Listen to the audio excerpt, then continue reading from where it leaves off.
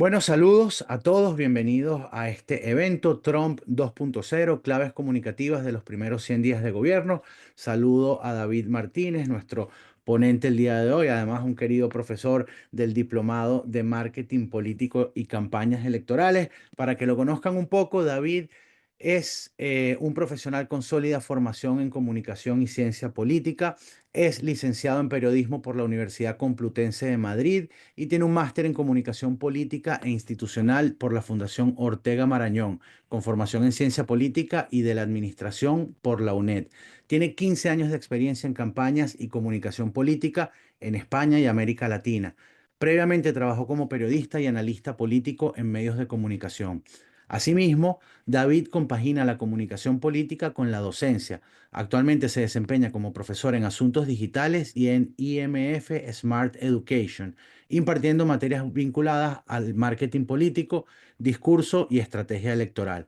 Además, es miembro activo de la ACOP, que es la Asociación de Comunicación Política y gran partner de nuestro diplomado desde el 2014 y promoviendo la formación y profesionalización del sector. David, muchísimas gracias por dedicarnos este tiempo a nosotros y sobre todo por abordar un tema tan interesante como el que vamos a hablar el día de hoy. Bueno, muchas gracias a ti, David. Gracias a todos por estar ahí. No sé si quieres, empezamos ya directamente con la sesión. Sí, Sí, por favor, lo que quieras. Los dejo en buenas muy bien. manos y igual nos quedamos acá en caso que necesites algún tipo de apoyo. Vale, estupendo. Bueno, pues muchas gracias, David. Muchas gracias a todos por estar ahí, al otro lado del Atlántico en muchos casos. Así que nada, es un placer compartir este rato con vosotros. Gracias por elegir asuntos digitales. Y como ha dicho David, lo que vamos a hacer hoy es, bueno, pues abordar en una especie de prólogo de lo que, de lo que es nuestro diplomado de marketing político y campañas electorales, abordar lo que están siendo los primeros meses, los primeros 100 días de gobierno de Donald Trump, ¿no? Que a nivel tanto político como de comunicación y de estrategia, pues está siendo, por supuesto, el gran fenómeno mundial, ¿no? De estos meses. Ya hace unos meses abordamos lo que fue su victoria en otro webinar que también tenemos subido a YouTube. Ahí analizamos las razones, las claves, digamos, de su victoria y ahora, aunque repasaremos también algunas de las claves, inevitablemente nos vamos a centrar más en lo que han sido estos primeros 100 días, ¿no? De lo que es un fenómeno verdaderamente inédito, que es el retorno al poder de un presidente que fue derrotado al término de su primer mandato. Esto no había pasado nunca, salvo una vez a finales del siglo XIX, es decir, no ha pasado nunca en términos contemporáneos, desde que está profesionalizada la comunicación y la estrategia política. No había ocurrido que un presidente derrotado en las urnas al término de su primer mandato se mantuviera en la política y lo intentara 4 años después y ganara, ¿no? Entonces, este retorno al poder está lleno, claro, de una casuística muy propia, de unas particularidades muy propias y también las estamos viendo en estos primeros meses, ¿no? Aquí tenemos esta imagen con la que él ha celebrado lo que llaman los 100 días de grandeza, ¿no? Bueno, una de las grandes características comunicativas es esa narrativa de épica de Donald Trump, también vista en ese acto que tuvo en Alabama hace unos días. Una de las cosas que me gusta siempre enfatizar cuando hablamos de comunicación es que lo que mejor se comunica, las ideas que mejor se comunican, las decisiones que mejor se comunican, son las que mejor se toman.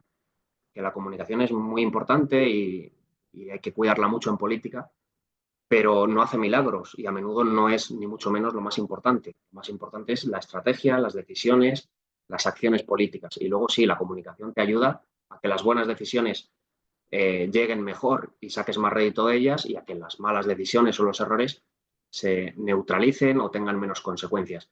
Pero lo más importante al final es tener una buena estrategia, tener unos buenos pilares de acción política, ¿no? Dicho esto, vamos a centrarnos esencialmente, como hemos dicho al principio, en las claves comunicativas de Donald Trump en estos primeros meses. ¿Y cuáles están siendo? Bueno, él compagina una comunicación muy agresiva y muy intensa con una avalancha, digamos, de acciones políticas también sin cuartel, ¿no? Y además, una tercera característica es la permanente confrontación. Una dinámica de confrontación que es un poco el combustible y la gasolina de su acción política. Comunicativamente tenemos una primera premisa que hay que subrayar, que es la de que nos hemos encontrado un Trump muy genuino. Ahí ponemos más Trump que nunca, porque había cierta especulación, había ciertas conjeturas cuando él ganó, o incluso en la campaña antes de ganar, de que, bueno, que si finalmente retornaba a la Casa Blanca, no todo de lo que prometía que iba a hacer se iba a acabar efectivamente realizando, de que el poder al final atempera muchos ánimos de muchos mandatarios que dicen unas cosas en campaña y hacen otras desde el poder. Bueno, en el caso de Donald Trump está haciendo exactamente lo que prometió y yendo incluso más allá desde el primer momento, sin parar un segundo. Y ahí ponemos sufriendo la paradoja de cumplir con lo prometido, porque claro, lo veremos después también, está sufriendo cierto desgaste, es inevitable y es indudable en su popularidad y también en algunos aspectos clave de lo que es su proyecto, a pesar de que no está siendo incoherente con lo que él dijo que iba a hacer, todo lo contrario, está haciendo exactamente muchas o gran parte, si no todas, de las cosas que prometió que iba a hacer, ¿no? Pero quizá una mala interpretación de los resultados o no una interpretación completa de por qué te han votado, que no siempre es por lo que has prometido, sino por un conjunto de características y de factores que confluyen. Y tú tienes que interpretar muy bien, bueno, pues qué es lo que está pidiendo esa gente. No, no es tan simple como diciendo, bueno, pues entonces quieren que haga todo el programa con el que te has presentado. Y en el caso de Donald Trump, lo analizamos en el webinar que citaba antes, influyó muchísimo, bajo mi punto de vista, en fin, la competición que planteaban los demócratas o la ausencia de competición. Entonces, el no entender eso o el entender que en realidad te han votado para desarrollar una agenda que mucha gente de tu votante ni siquiera comparte plenamente, está siendo una de las claves. Ahí estamos, ahí vemos, pues eso, el aluvión de decretos, de órdenes ejecutivas que firmó ya desde el primer día, ¿no? Para revertir pues, toda la agenda económica, de política climática, de política de diversidad de Joe Biden, ¿no? Desde el primer momento tratando de marcar lo que él llama el inicio de una nueva era, de una nueva edad de oros, como él la llama, en esa narrativa de épica que antes mencionábamos y que también es una de sus narrativas principales y que está siendo pues una de las claves, ¿no? Porque al final estamos en esto permanentemente, en lo que, en lo que Steve Bannon llamó en su momento inundar la zona, que es una táctica que también han compartido otros asesores importantes de Donald Trump y que está detrás de esta saturación política informativa diaria, ¿no? Que vivimos en la era de Trump. Una avalancha continua de mensajes, de polémicas, de declaraciones, pero también de acciones, toma de decisiones o de reuniones, de hitos al final políticos informativos que constantemente eh, copan la agenda, ¿no? De forma que se hace prácticamente imposible centrar la atención en un solo tema. Por lo tanto, se hace muy difícil separar lo verdaderamente importante de lo que es anecdótico, de lo que es mera provocación o de lo que es mera comunicación sin fondo. Separar también lo que es verdad de lo que es mentira, lo que es influyente de lo que no lo es. Y tiene a la oposición, pues que ya quedó bastante tocada después de ese resultado de noviembre, desconcertada y sobre todo a rebufo, ¿no? Trump marca permanentemente la conversación, tiene siempre el principio de iniciativa y la oposición le cuesta. Estos meses hemos visto cómo Ocasio-Cortez y Sanders iniciaban una ronda de, de protestas o de mítines por Estados Unidos, un poco para hacer oposición a Donald Trump, muy multitudinarias muchas de ellas, y hay cosas a las que prestar atención ahí, pero realmente siempre van por detrás, siempre están hablando de lo que Trump propone o dice, y no tanto del proyecto que ellos tienen para los problemas que los estadounidenses tienen y a los cuales Trump da respuesta a su manera. Están permanentemente en la respuesta a Trump y además como atropelladamente sin poder llegar a todo, ¿no? Porque Trump no para de decir cosas, de hacer cosas, de tomar decisiones, de emitir, en definitiva. Es la táctica de inundar la zona que le permite tener siempre el principio de iniciativa y diluir, digamos, las polémicas más grandes o los asuntos más controvertidos en una amalgama total de otras acciones, ¿no? Esto es una característica esencial del Trump 2.0 que lo está llevando al extremo. Luego tenemos la comunicación como espectáculo permanentemente, ¿no? El show de Trump, podríamos decir, lo que él durante tanto tiempo, durante tantos años ejerció en la televisión, antes de lanzarse a la carrera política, lo desarrolla también en esta nueva etapa en el poder, claramente. El utilizar los recursos del poder, los recursos comunicativos a su alcance para ser permanentemente el protagonista, estar permanentemente en el centro con sus ejes comunicativos siempre desarrollados, ¿no? Digamos, el eje de la confrontación, el eje de buscar culpables y el eje de presentarse siempre como el héroe en esta narrativa de él es el héroe, los villanos son no solo los demócratas, sino todo un establishment de medios tradicionales, de empresas tradicionales, del globalismo, que habrían, digamos, sometido y habrían dañado y deteriorado a unas clases medias que serían las víctimas, clases medias venidas a menos, ¿no?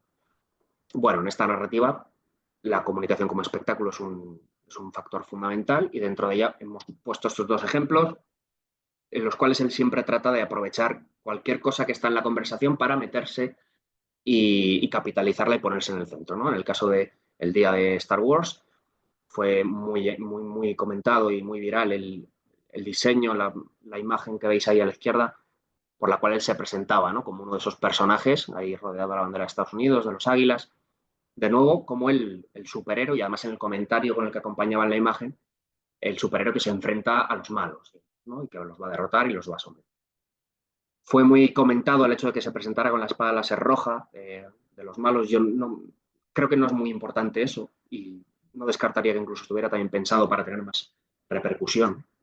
Porque al final lo que está viendo toda la gente que ve esta imagen, lo que proyecta es eso, ¿no? Un superhéroe al servicio de una causa americana, ¿no? Esto es lo que transmite esa imagen. Y la otra, pues la de Trump vestido con el atuendo del Papa, de nuevo, en pleno debate en la Iglesia Católica, en pleno preparativo del cónclave para elegir nuevo pontífice, ponerse él, ¿no? En el centro con esta imagen que, aparte de ser provocativa, pues fue ofensiva para muchos católicos, pero él, luego dicen que es una broma y que no pasa nada, de nuevo lo que consigue es marcar la conversación y aparecer en el centro de un tema de conversación mundial, ¿no? Todo el mundo de nuevo hablando de Trump y además él en el centro del poder, digamos. Siempre tratando de proyectar esos mismos valores, ¿no? De él, el alfa, el superhéroe, el poderoso, frente a una serie de problemas que le han dejado heredados en Estados Unidos y a los que él combate con fuerza, ¿no? Es una narrativa esencial en Donald Trump. Muy ligado con ello está el uso de las redes sociales, que él utiliza permanentemente como elemento de comunicación directa y para implementar también una comunicación más desenfadada, digamos, que es más, que hace el contenido político más amable para un público harto de la política o más desideologizado, que es muy importante en las bolsas de votantes de Trump, ¿no? Para él, las redes sociales, la personal de Truth que él mismo creó, y por supuesto X, Instagram, TikTok, que utiliza todas, Telegram, siempre para eso, para emitir contenido propio, saltándose la intermediación muchas veces de los medios de comunicación. Y de nuevo, en cuanto al contenido, he puesto el ejemplo de Cristóbal Colón porque me parece muy simbólico, ¿no? Cómo buscar unos culpables, plantear una guerra cultural y meter una iniciativa política que le presenta a él como el antagonista, ¿no? A todo eso. Aquí, pues de nuevo, bueno, diciendo que le va a recuperar el día de Colón, al que han hundido la reputación los demócratas y, bueno, en fin, que plantea en todos los vertientes la batalla contra el wokismo y trata de antagonizar con eso por todas las vías, ¿no? Otro elemento esencial de su acción y comunicación política. El uso de la inteligencia artificial cada día es más acusado. Donald Trump es uno de los mandatarios mundiales que más la utiliza, o su equipo. Todo esto son publicaciones oficiales de la Casa Blanca. No es que lo haga a través de cuentas B o a través de simpatizantes. Es la propia comunicación oficial de la Casa Blanca la que recurre a estos diseños, ¿no? Ahí vemos, bueno, el primero de ellos sobre la deportación de inmigrantes con problemas con la justicia, con antecedentes penales. Ahí lo tenemos. Primero dijo 100 deportados contra un presidente, luego 142.000 contra un presidente. De nuevo la misma narrativa, ¿no? Él contra un mundo lleno de problemas, pero él protegiendo, digamos, a esas bolsas de votantes que para él son fundamentales, ¿no? En un eje eh, programático político esencial como es el de la seguridad e inmigración, que junto con el económico y el de la excepcionalidad de Estados Unidos, digamos, el aislacionismo y el devolver la grandeza a Estados Unidos, toda esta épica, son los tres grandes pilares de su proyecto político, ¿no? Bueno, en el segundo de ellos vemos también con un diseño así como animado, como dibujos, que permite también limar ciertas aristas de gran parte del contenido agresivo para, bueno, hacerlo un poco más amable, más accesible, más llegadero, con más entrada en más gente. Pero bueno, claramente lo que presenta es eso mismo, ¿no? El ciclo, digamos, de lo que le espera a un inmigrante que entra de forma ilegal, ahí lo veis en el primer dibujo, saltándose la frontera de forma ilegal, luego se integra en una banda o delinque, pues será detenido y será deportado, en ese caso además a la megacárcel de Bukele en El Salvador, ¿no? Bueno, una narrativa esencial para en estos primeros días es esa, la de las deportaciones de inmigrantes que delinquen. En el eje seguridad, en el eje anti-inmigración, muy importante para él. Y la tercera con J.D. Vance, que creo que también está siendo clave en estos primeros meses, todo lo que se mueve y lo que hace en torno a J.D. Vance. Y de nuevo esa narrativa, ¿no? Buscando culpables, confrontando. No pedimos permiso a la extrema izquierda de los demócratas antes de deportar inmigrantes ilegales. Bueno, la confrontación, el plantear batalla desde una posición ganadora, además, de que vamos a seguir haciendo esto, y con el eje, la bandera americana, Donald Trump, bueno, la posición de poderío, ¿no? Digamos. Bueno, lo comentábamos antes, una narrativa cargada de épica en todos los discursos importantes y mensajes claves de Donald Trump. Ahí veis el escenario del sueño americano ha vuelto, bueno, la narrativa, los mensajes de la edad de oro que implementó desde el 20 de enero que tomó posesión, todo lo que gira en torno a una América más segura, más fuerte, y luego una exageración brutal de cualquier logro o apariencia de logro, ¿no? El vestir cualquier mínimo dato económico, cualquier dato sobre seguridad, sobre deportaciones, bueno, exagerarlo y revestirlo de una narrativa muy grandilocuente permanentemente, ¿no? Otra clave esencial en la comunicación de Donald Trump en estos 3 meses ya largos que llevan el poder. La dinámica de confrontación y antagonismos, lo decíamos antes, una autopista muy transitada por el trumpismo en estos meses más que nunca. Esta imagen muy elocuente, probablemente el día más, no sé si más importante, pero sí más clave también para el devenir de su popularidad. Luego lo veremos en algunos gráficos. El día, lo que él llamó el Día de la Liberación, el día en que impuso aranceles comerciales a todo el planeta a la vez, o sea, presentándose él contra el mundo. No sé si todo pensado hasta el extremo de tener pensado también que luego revertiría parte de esos aranceles, no lo sé, pero desde luego lo que sí estaba pensando era una puesta en escena para confrontar con el planeta entero en un eje económico-comercial en el que él, bueno, tenía muy claro que esa receta tenía que ir a tope con ella, ¿no? Tenía que ir de manera eh, muy fuerte y sin ceder. Luego hemos visto con el paso de las semanas cómo, bueno, se está matizando mucho. De hecho, ya hay un acuerdo con Reino Unido. En estas últimas horas se han rebajado los aranceles con China. Hay un paréntesis, una moratoria con la Unión Europea en la que pretende también llegar a un acuerdo. Quizá el hundimiento de las bolsas, quizá la pérdida de adhesiones de ciertos buenos referentes económicos que le daban apoyo y sobre todo los datos frutos de crecimiento, el parón del crecimiento que ha experimentado Estados Unidos, le hayan llevado a eso. Pero bueno, él fue muy fuerte con los aranceles y con esa confrontación con el planeta entero, incluso con eso, aliados tradicionales de Estados Unidos a los que confrontó sin ningún tipo de miramiento, ¿no? Lo mismo en el ámbito judicial.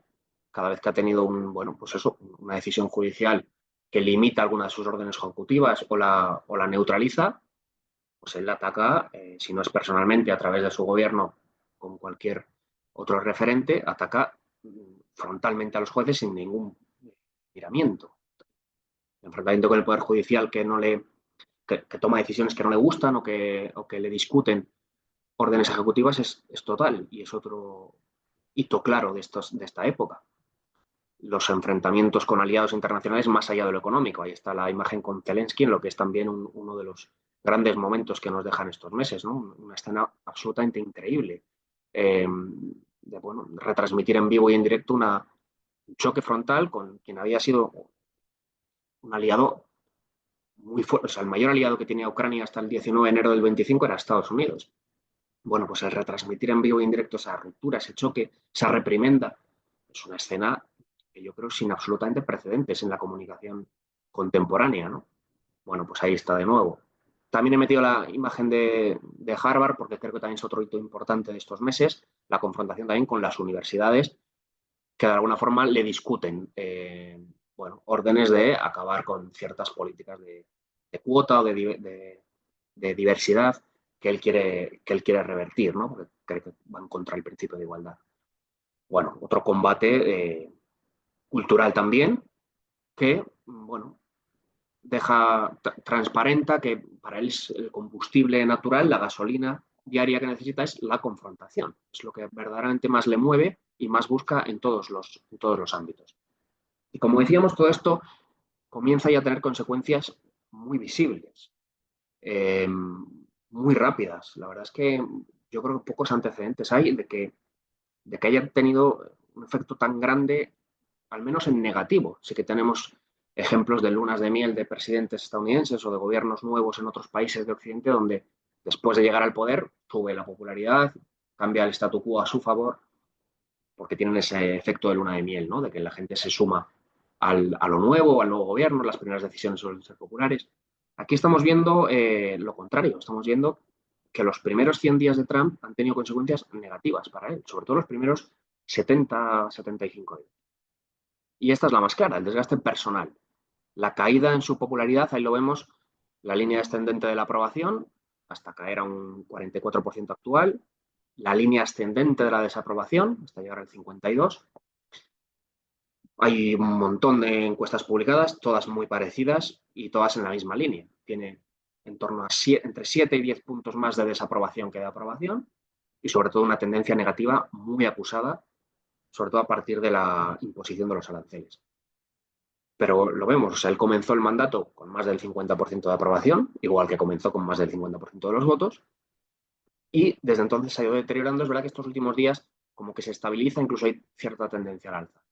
Pero lo cierto es que esta caída en la popularidad tan grave son los peores datos de un presidente estadounidense en sus primeros 100 días en 80 años. O sea, está siendo verdaderamente grave y preocupante la caída de la popularidad, sobre todo teniendo en cuenta que es transversal. Ahí vemos también en estos gráficos como bolsas de votantes que para él fueron esenciales, como los hispanos, las mujeres, la caída es acusada, la tendencia es clara. En el gráfico central vemos cómo ya es impopular, la desaprobación gana a la aprobación en todas las bolsas de electores, en mujeres, en hombres, todos los grupos de edad, tan solo entre la población blanca por la mínima mantiene el aprobado, pero la caída entre los hispanos, la población de raza negra, entre las personas sobre todo con más estudios, es muy grande.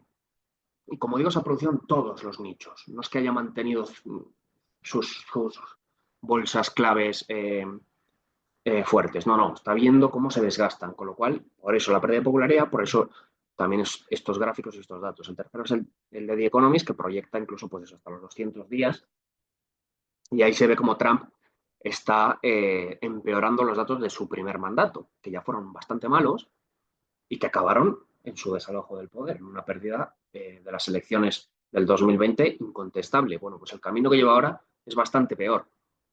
Como digo, por estos datos brutos, que son incuestionables, los de la aprobación, pero también porque el desgaste no solamente es personal de su liderazgo, sino de su proyecto en un eje clave, que es el económico. El discurso económico para Trump es fundamental. Todo lo que es el catálogo de recetas de empleo, de industria, de reforzar, digamos, el comercio interior, bueno, de recuperar la industria americana, el empleo americano, frente a bueno, la deslocalización de empresas que provoca la globalización. Todo esto, las críticas a la inflación que provocó la administración Biden, sobre todo en la última etapa, todo esto es esencial para Donald Trump. Él ha prometido un mundo mejor a millones de estadounidenses que lo estaban pasando mal y que realmente han visto empeorado su nivel de vida en los últimos 10-20 años. Y sin embargo, lo que le está dando hasta ahora no es un mundo mejor, es un mundo peor y en tan solo 3 meses. O sea, la economía de Estados Unidos se ha frenado muy bruscamente. En el primer trimestre ya ha caído, ya está un 0,3% la caída del primer trimestre. Si encadena 2 será recesión, está al borde de la recesión la economía de Estados Unidos y él la heredó en un crecimiento consolidado por encima del 2%. Bueno, eso es así y no es un frenazo que se pueda atribuir a una terapia de shock de que ha recortado el gasto público radicalmente, porque la caída es bastante mayor de lo que ha recortado el gasto público. Con lo cual es algo estructural, transversal, como también le están diciendo eh, bueno, los grandes expertos económicos, CEOs de grandes empresas como el de Goldman Sachs y algunos de los prebostes económicos que le dieron también su apoyo en un primer momento. Se lo están haciendo. Y luego otro indicador claro es el de la bajada de las bolsas, sobre todo a partir del día de los aranceles. En estos últimos días se empiezan a recuperar o se están recuperando precisamente porque la expectativa es la contraria, es la de que los aranceles se diluyan o desaparezcan en muchos casos. Pero así como le recibieron el 20 de enero con subidas muy importantes, a partir del día de los aranceles cayeron drásticamente, ¿no? Y en especial algunas de las cotizadas más importantes directamente vinculadas con quienes le habían dado apoyo, ¿no? De los magníficos del Silicon Valley.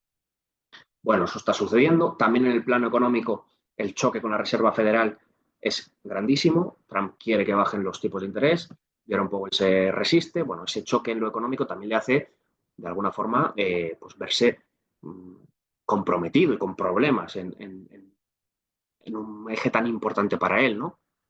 La pérdida de adhesiones que hablábamos antes y los aranceles tan impopulares en muchos casos. Si mantiene esa política y no da resultado, tendrá un problema mucho más grave del que está teniendo hasta ahora, porque esto al final solo son los primeros indicios, lo que la gente espera que va a pasar. Y el dato de crecimiento ya es muy importante. Si eso se mantiene, se traducirá en pérdida de empleo y será, desde luego, terrorífico para las expectativas inmediatas de Donald Trump, ¿no?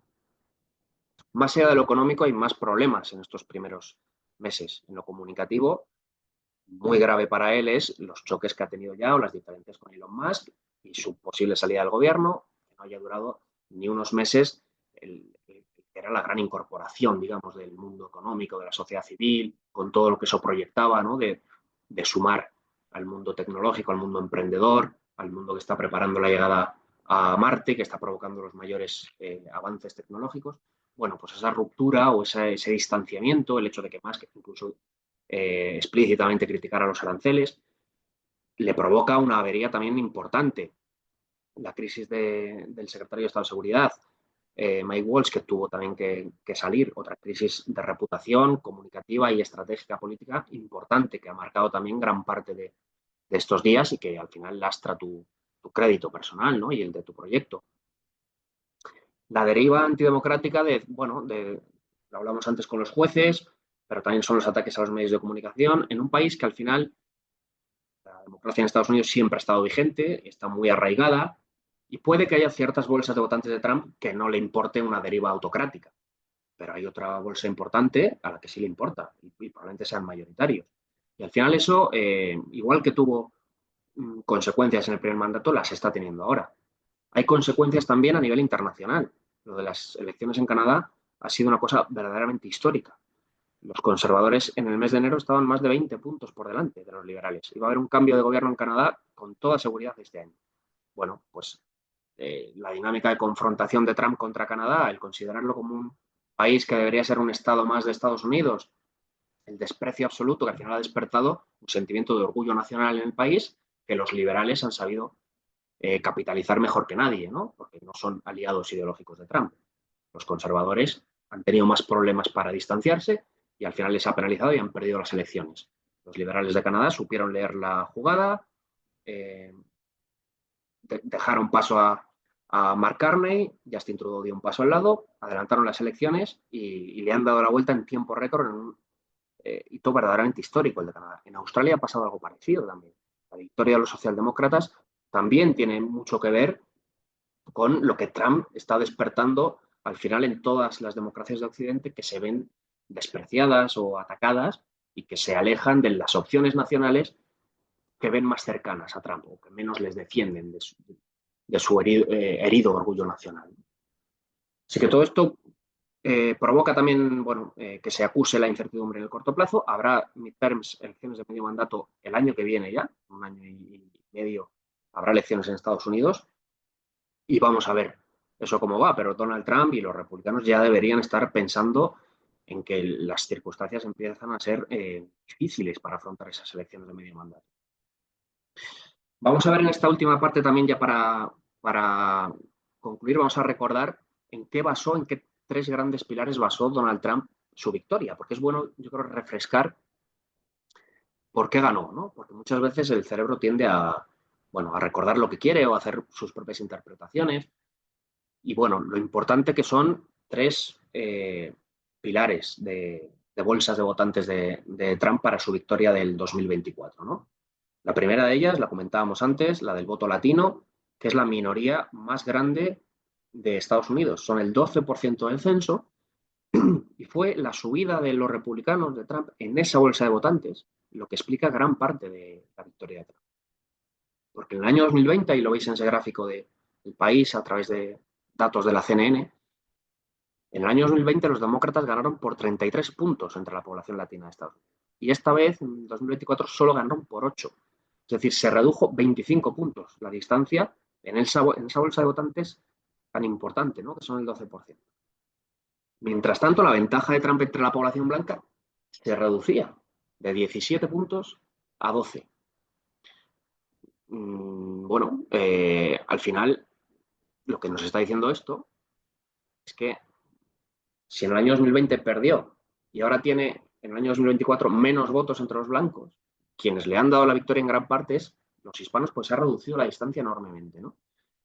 Y como anécdota o como ejemplo, símbolo de esa recuperación de terreno ahí, el condado de Starr, en Texas, el que mayor porcentaje de hispanos tiene de todos los Estados Unidos, un 97%, donde la victoria de Trump se produjo por 16 puntos, ¿no?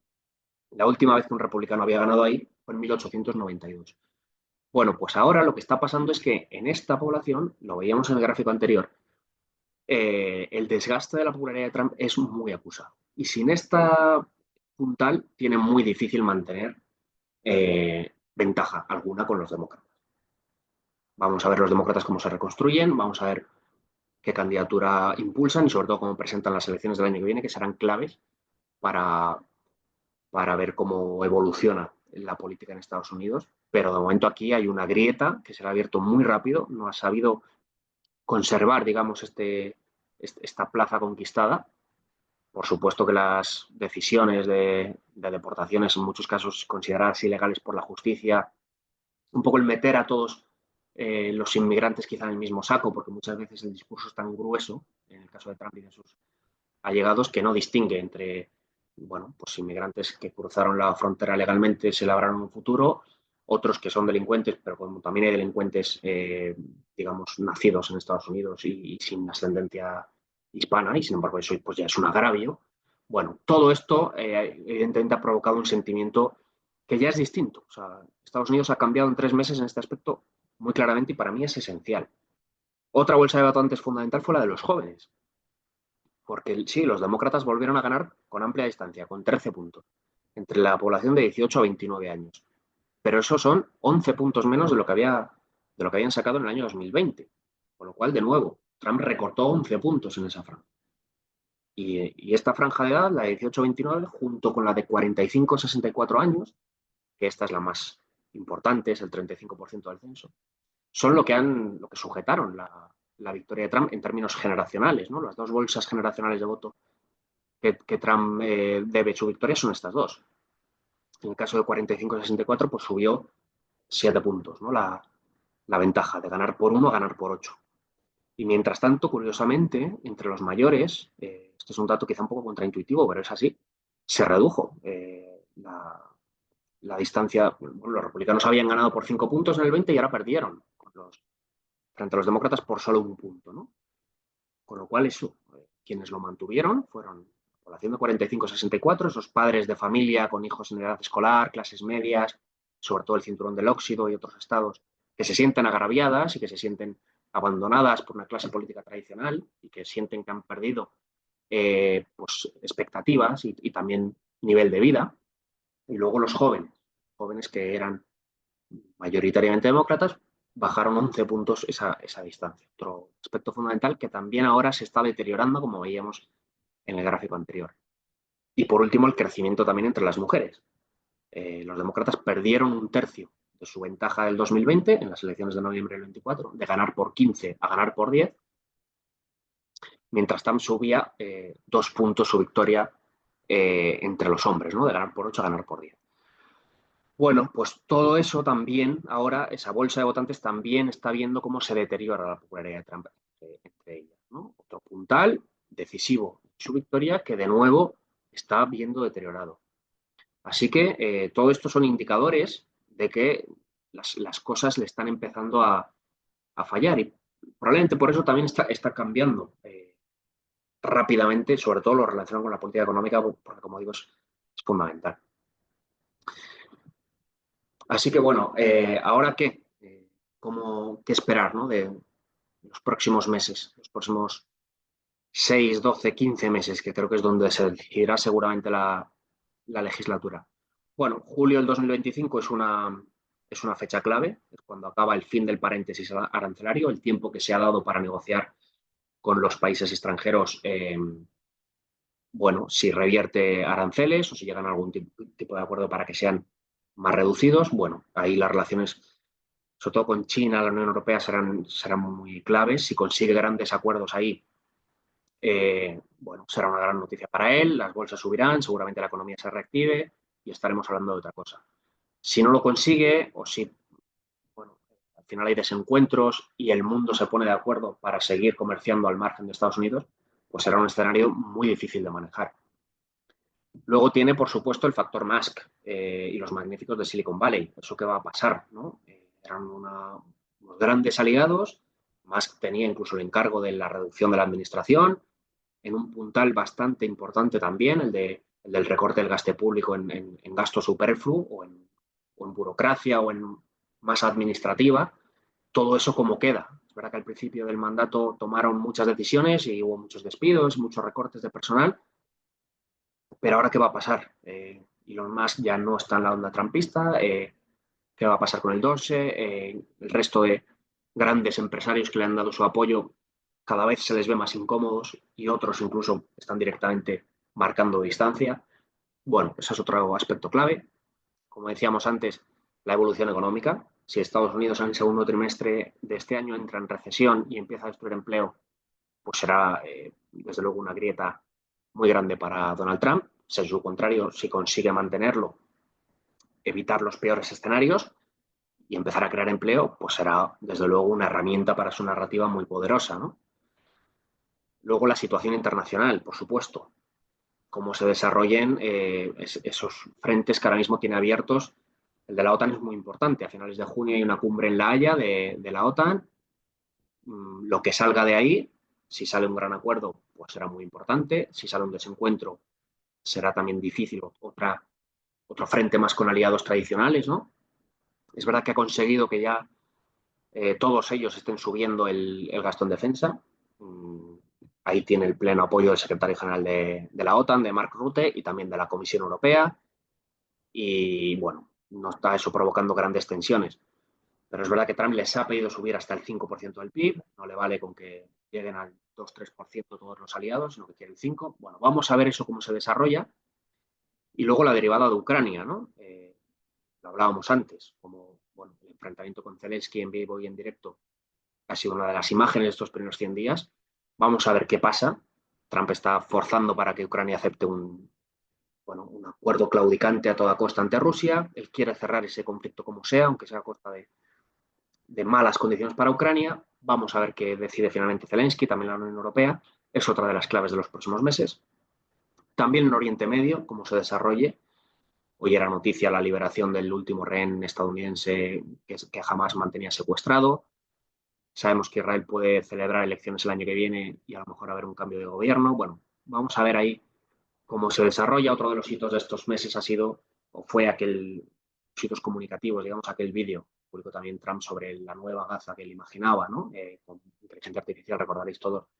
Bueno, como con mucha frivolidad ha abordado un tema tan sensible para las dos partes, tanto para la causa israelí como para también los pro-palestinos, ¿no? Una manera de frivolizar que yo creo que ni siquiera la comunidad judía en Estados Unidos, que pueda ser muy pro-israelí, muy pro-Netanyahu, puede verdaderamente entender que se aborde de esa forma.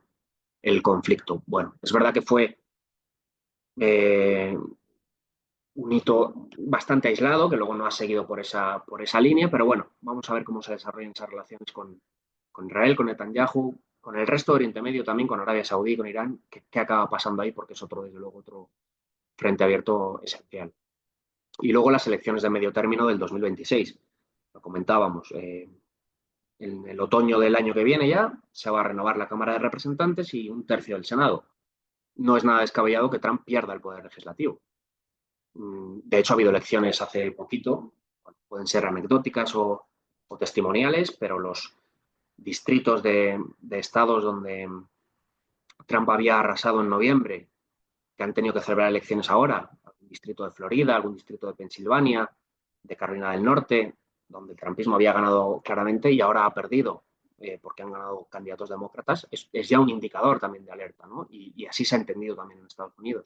Bueno, vamos a ver cómo continúa la dinámica, porque esas elecciones serán claves para ver también eh, las posibilidades de los republicanos en 2028 y también cómo se reorganizan, cómo se reconstruyen los demócratas, que siguen un poco todavía lamiéndose las heridas y siendo, es verdad que es muy difícil y que en Estados Unidos está la figura de jefe de la oposición, es muy complicado ejercer la oposición, ¿no? Pero necesitan, yo creo, de alguna forma un reset que verdaderamente les haga volver a ser competitivos, ¿no?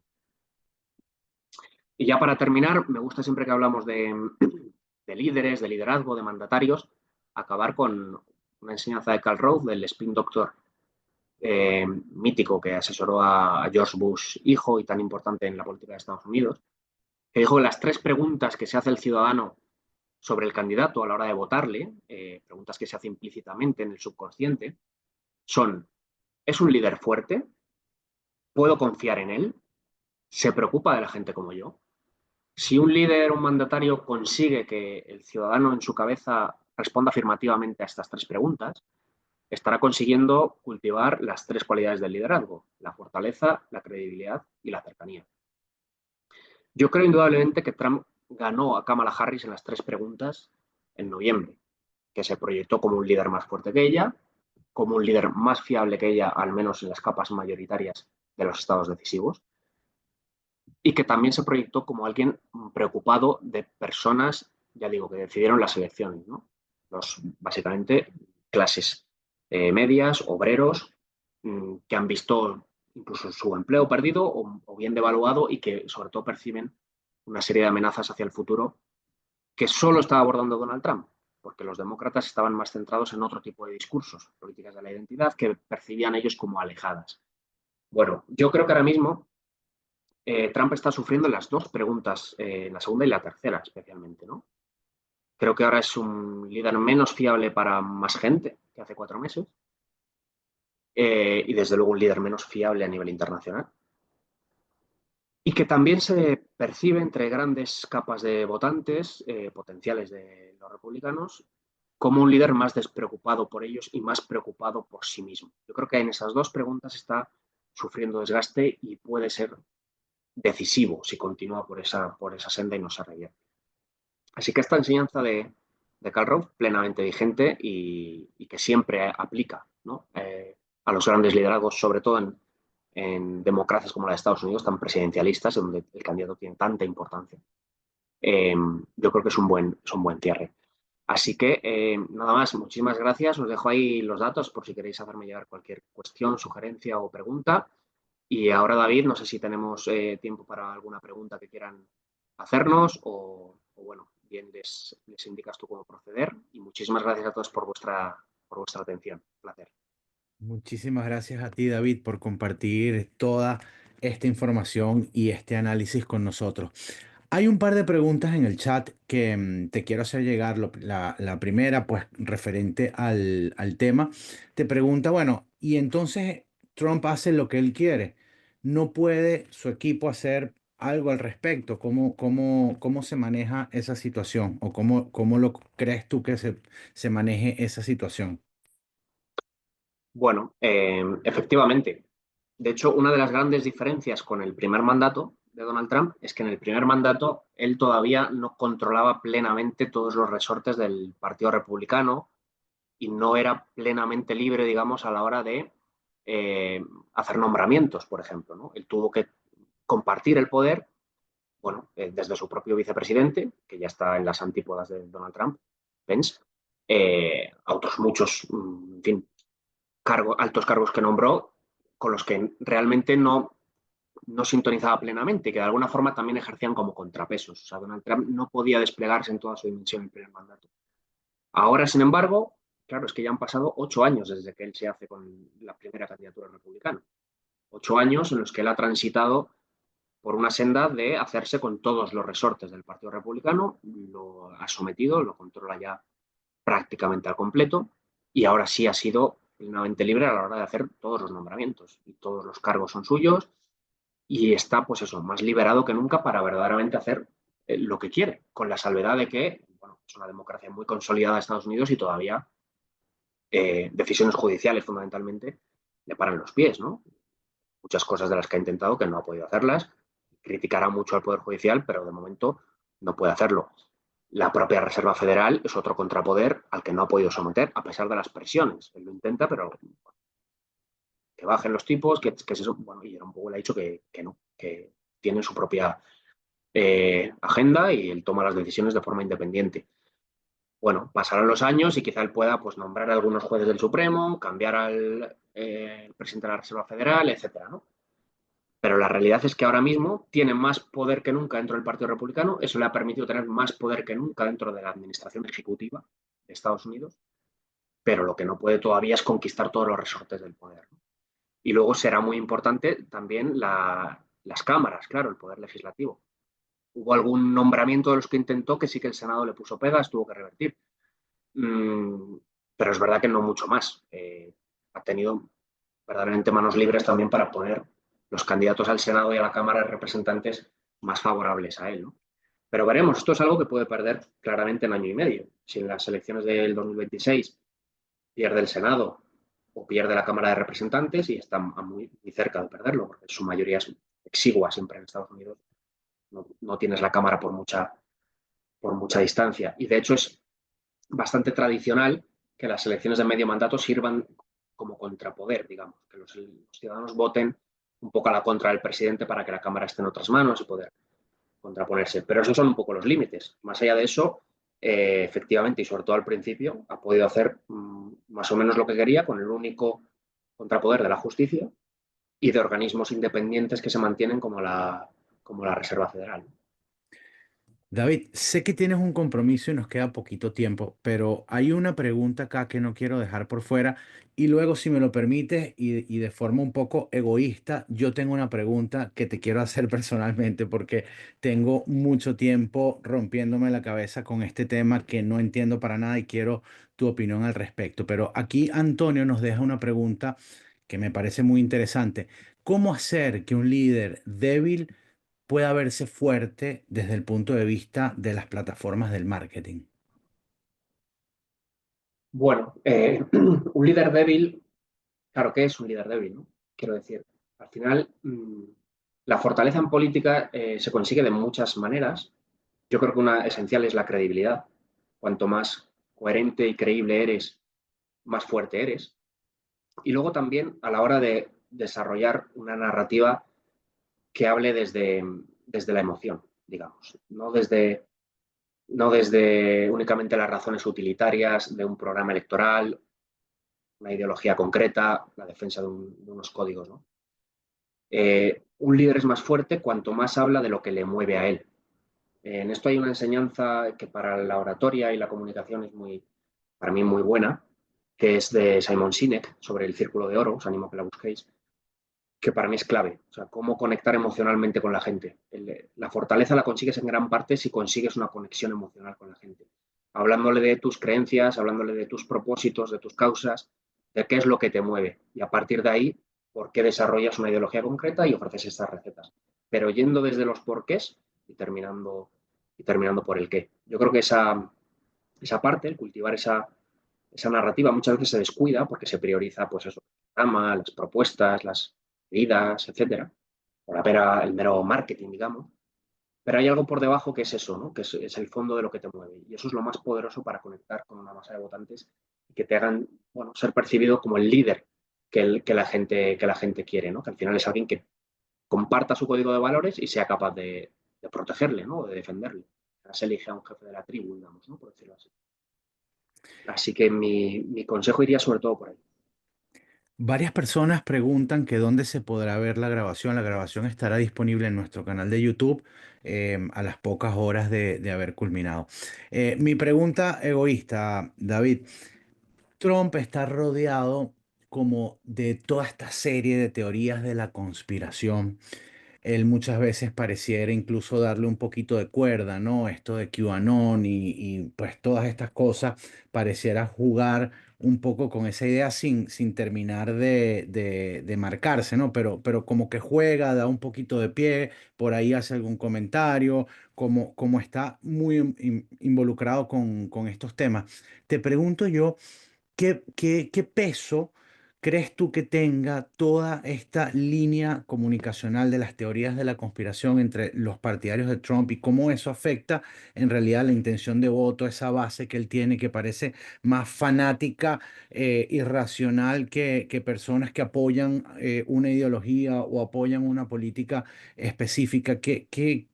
¿Cuál es tu lectura de todo esto? Que a mí me parece Sí, muy, muy loco. sí, sí, es interesante. Yo creo que al abrazar algunas de esas teorías, quizá la más clara es la que él lidera, ¿no? Que es la de negar el resultado electoral del 2020 y todo lo que provocó después, ¿no? Al final eso también es una teoría de la conspiración porque claramente está acreditado el resultado que fue, además fue incontestable y es así, pero esa que él lidera es la más clara. Muchas otras también que puede apoyar quizá de otra manera. Al final lo que hace, bueno, es de alguna forma distinguirse, ¿no? Y es que el peso más grande de su narrativa es ser él, digamos, contra el mundo establecido, ¿no? Él contra la política tradicional, contra el globalismo, contra los medios, contra las universidades, políticos que han traicionado a la gente. Y también ser el distinto en eso, pues oye, le refuerza de alguna forma esas narrativas. De todas formas, yo no creo que eso tenga un peso electoral. Yo creo que a él lo han votado por otras cosas. Lo han votado esencialmente porque hay un movimiento de fondo incuestionable, y sobre todo en los estados decisivos del cinturón del óxido, que es el del agravio contra una clase política que ellos consideran que les ha abandonado en sus problemas más esenciales, ¿no? Los problemas del comer, digamos. Que la gente está perdiendo el empleo, está perdiendo su nivel de vida, ve amenazas en la seguridad y en la industria, etcétera, que no satisfacen. En un primer momento eligieron a Biden. O sea, esta misma gente que habrá votado a Estados Unidos votó hace 4 años a Joe Biden. Entendieron que eso les había decepcionado, les había fallado y ahora estaba Trump, por lo menos hablando de esos temas, ¿no? Frente a unos demócratas que estaban, bueno, pues muchas veces hablando de otras cosas y luego presentando una candidatura, pues por momentos incluso absurda, porque presentar a Joe Biden con todo el deterioro que ya tenía, al final lo que haces es regalar la pista, ¿no? Al adversario. Podría haber sido Trump, podría haber sido cualquiera. Trump era el que lo había liderado y es verdad que lo aguantó ahí, resistió en los peores momentos, se hizo con la candidatura republicana de nuevo y se valió pues, de ese coche rojo tan poderoso para proyectar unas narrativas que al final sí que hay un caldo de cultivo, no solamente en Estados Unidos, en muchos países de Occidente, ¿no? De que hay gente que considera que de sus problemas no se está hablando y que se habla de otras cosas que ven lejanas. Y dicen, bueno, pues vamos a votar a esto que por lo menos va a ser distinto. Lo otro ya lo hemos probado y es verdad que lo han probado. En Estados Unidos han tenido hace nada un gobierno demócrata. O sea, que estos mismos que han votado a Trump, muchos de ellos, al menos el mismo electorado, eligió a Joe Biden, ¿no? Y probablemente el año que viene va a elegir una Cámara de Representantes demócrata. Veremos lo que pasa. Pero quiero decir que ese caldo de cultivo está ahí. Sus vectores de voto yo creo que son claros y es, al final es la economía, la seguridad. Y lo otro, pues sí, le puede valer para reforzar este aspecto de ser el distinto, de ser el que se levanta contra todo, pero no creo yo que electoralmente sea decisivo y creo que igual en algunos aspectos incluso le resta y a pesar de eso sacó ese resultado. Muchísimas gracias, David, por tu gentileza, por tu tiempo y sobre todo por esta información tan importante e interesante. Yo hoy me despido de ti, que sé que tienes un compromiso, pero me voy a robar unos minutitos adicionales. El que esté interesado, obviamente, en conocer sobre nuestro diplomado de marketing político y campañas electorales, se puede quedar unos minutos y así lo conversamos. Pero David, a ti muchísimas gracias y bueno, Muy nos bien, vemos en alguna sesión del diplomado. claro que sí. Allí nos veremos y animo a todos a los que les interesa la comunicación, la estrategia política, que se inscriban, que vale mucho la pena, hay grandes profesores y a los que opten por ello, pues allí nos veremos. Muchas gracias. Gracias a ti. Bueno, ya despidiéndonos de David, yo simplemente quiero recordarles que dentro de muy poco comienza una nueva edición de nuestro diplomado de marketing político y campañas electorales. De hecho, todavía tenemos un 10% de descuento por inscripción temprana. Esta próxima edición comienza el 21 de mayo y les recuerdo que es un programa que dura aproximadamente un poco más de 4 meses, que son sesiones en vivo e interactivas, sesiones semanales. Y bueno, el diplomado tiene un precio de $599 con el 10% de descuento, pues obviamente habría que hacer el cálculo, quedaría en aproximadamente 540 y algo. Es posible la financiación en dos, tres o incluso hasta cuatro cuotas. Y bueno, es un diplomado verdaderamente espectacular. Es un diplomado que además hacemos en colaboración con la ACOP, que es la Asociación de Comunicación Política Española. Y bueno, un programa interesantísimo para todos los que estén interesados en aprender sobre marketing político y campañas electorales. Son en total 16 sesiones, ¿ok? Que pues van, como dije, cada semana van a estar compartiendo con un profesor distinto, especialista en cada uno de estos temas.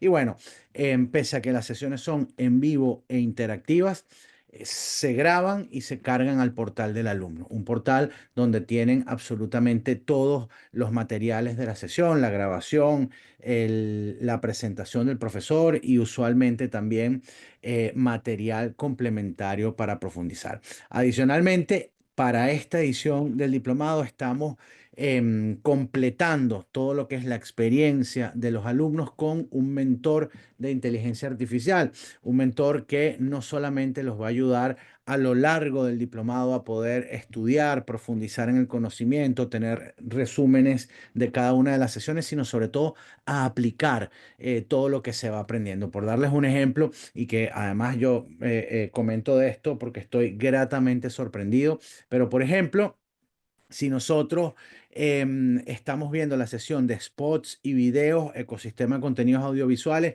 pues podemos apoyarnos, tener un resumen de la sesión, profundizar, pero la herramienta va un paso más allá y pudiéramos pedirle, por ejemplo, oye, desarróllame el guión de un video o desarróllame el concepto creativo de un spot publicitario. Entonces, es una herramienta verdaderamente potente y que, bueno, viene a valga la redundancia, potenciar todo lo que es la experiencia de los alumnos. Además, debo decir que es una herramienta entrenada por especialistas en marketing político y campañas electorales, tomando en cuenta todo el contenido que se ve en el diplomado. Así que bueno, es una súper herramienta que los viene a apoyar para que puedan no solo estudiar mejor, sino también aplicar lo aprendido en la vida real.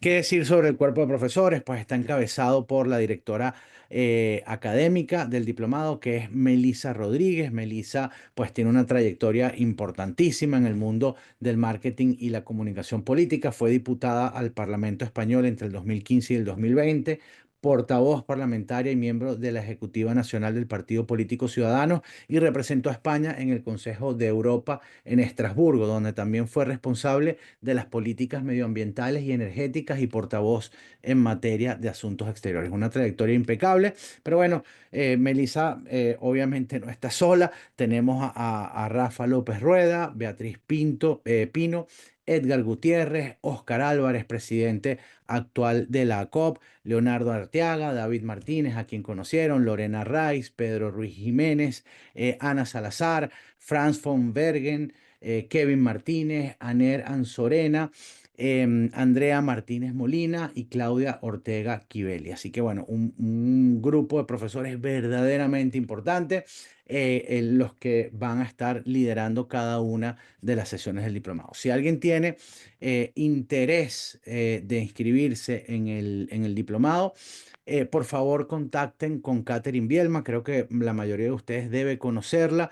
Catherine es la coordinadora de admisiones del programa y ella gentilmente en el chat nos ha dejado su información de contacto. Catherine@asuntosdigitales.com y su WhatsApp, que además ahí tienen el enlace. Si pinchan en ese enlace pueden abrir directamente una conversación con ella, pero en todo caso su teléfono es +34 691 03 70 83. Repito, +34 691 03 70 83.